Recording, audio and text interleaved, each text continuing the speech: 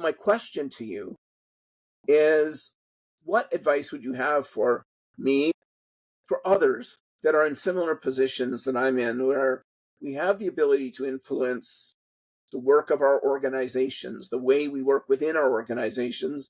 We want to do so responsibly, with the right amount of empathy, but also with the right kind of courage to make the changes that are required.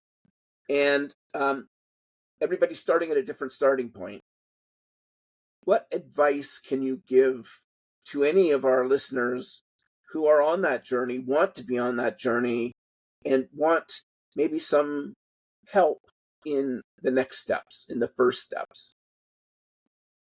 Yeah, that's a great question, and I don't know, because everybody's starting at different points. I think it's difficult to be able to sort of articulate like one, two, three, four, but I think things like having the seven grandfather teachings kind of guiding you, and in particular the idea of humility and the idea of courage and love. Like I really like those three grandfather teachings working together.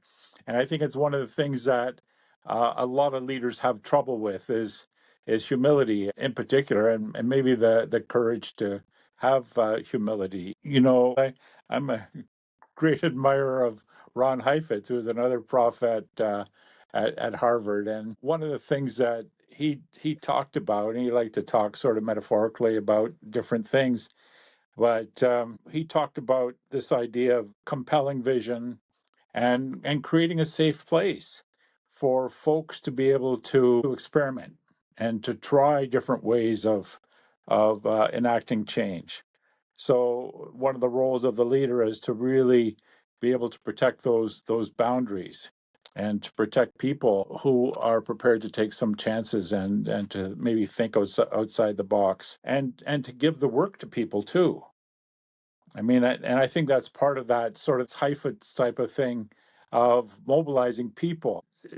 I think both would say, um, I mean, if you lived in certain countries, you could instruct people in terms of how they should mobilize themselves.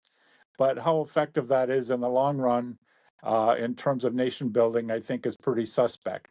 So, I mean, that idea of mobilizing people and having that compelling vision that really helps move people forward, and to be able to guard that space and to be able to find ways of course correcting in a maybe a little bit gentler way than some leaders of the past might have done in terms of what they thought good leadership or good management was.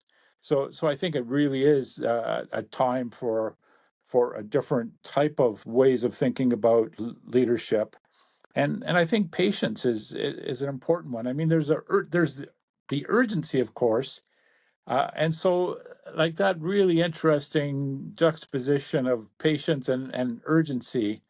I mean, one of the things that I tell folks in government and in corporate Canada is that whether we're talking about reconciliation or we're talking about partnership, that I tell them partnership moves at the speed of trust, There you go. and trust is earned over 100 cups of tea.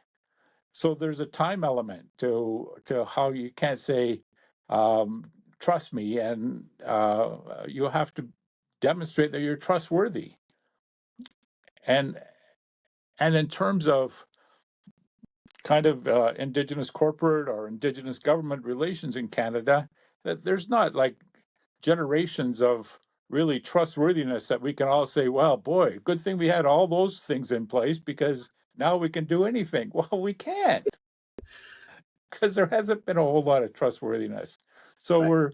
we're in that process of earning trust and trying to understand each other, um, in ways that we never did. As you said, the education system really didn't help prepare leaders for how they should interact with Indigenous people, and how to think about Indigenous people was probably a lot of really